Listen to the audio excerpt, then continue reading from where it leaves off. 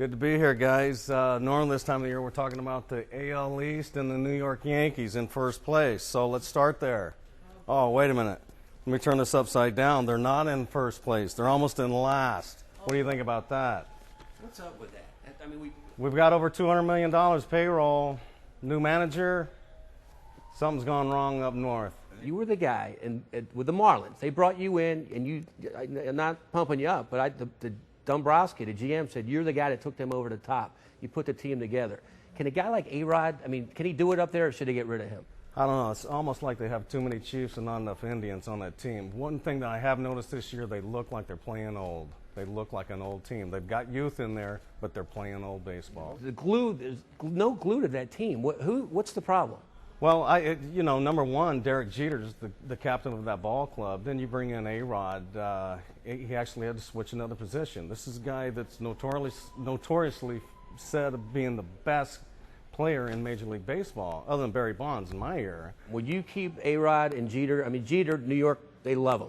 Well, A-Rod's always 50-50. If A-Rod's making $25 million to $30 million, I know I can go out and pick up 4 players, good quality players for that amount of money. So this might be in the works. What are we looking at? Surprises for the year from you, from a guy who knows the game so well? On the downside, Detroit surprised me this year.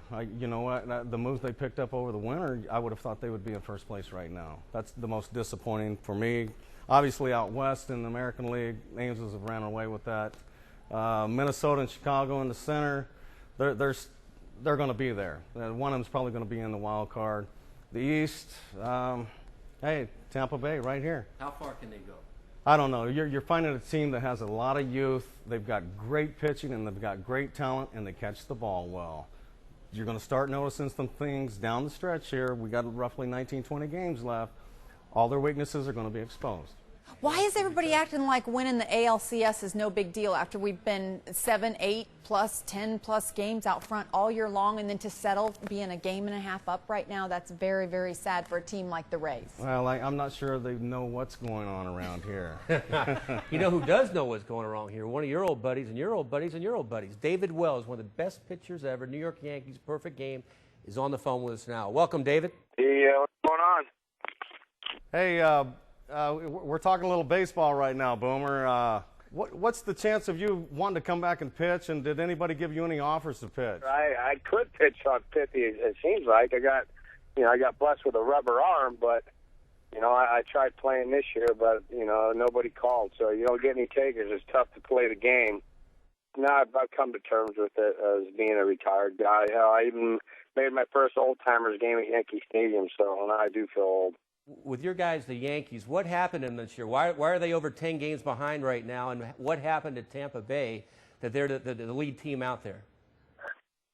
Well, I mean, with the Yankee situation, they just, heck, I wish I was still pitching for them because they got such a good lineup.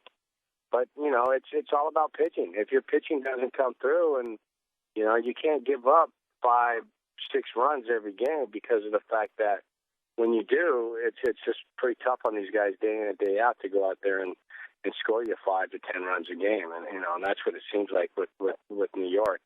Hey, Boomer, I wanted to ask you. I know you got to go. I knew Joe Torre and was able to play in an All-Star game with him or two, but there was a lot of controversy around the situation there in New York.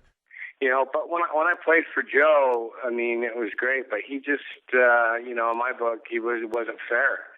With me, he didn't. I don't think he treated me, fair as compared as he did with some of the other guys. And there's a lot of situations that happen that I won't go into because it's good for you guys, but it's bad for me because I don't want to bury somebody unless they're right there in front of me and I can confront them on it.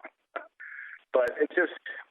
But you know what? Joe was a good manager in respect of keeping the team together and doing that. But I did what I did. I didn't. If I wanted to go out, then I don't need nobody to tell me I can't do something.